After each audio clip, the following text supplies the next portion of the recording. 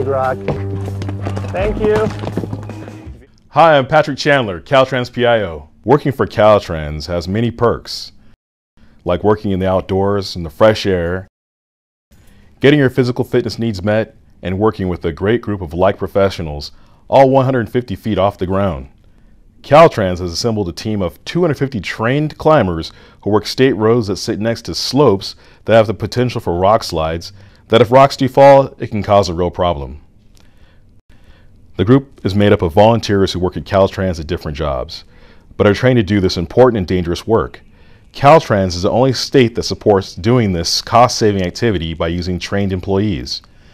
This exciting work is just what Mike Rowe and his team needed for his new program on CNN, Somebody's Gotta Do It, the show that brings viewers face to face with the men and women who march to the beat of a different drum. Our own television specialist, Steve Devorkin, caught up with Mike and his crew on Highway 33 in Ventura County.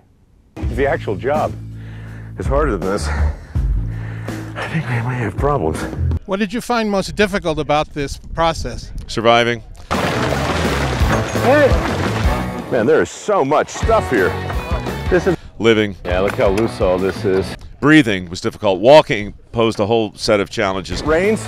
It's weathering of the rock. Talking was also extraordinarily I mean, look, it's all the stuff you're used to doing, except you're hanging from a thread, and you're doing this with one hand, and you're doing this with another hand, and you got stuff hanging off you that you're not really familiar with, and you've got, you know, I'm kicking rocks with your feet. 800-pound rocks flying by, and yeah, it's exciting. It's a great gig. How did you find out about rock scaling? I don't know. I mean, honestly, what happens is, you know, there are a couple million people on my Facebook page, and every day, thousands of them say you should do this and you should do that. So the idea could have come from there. It could have come out of the production.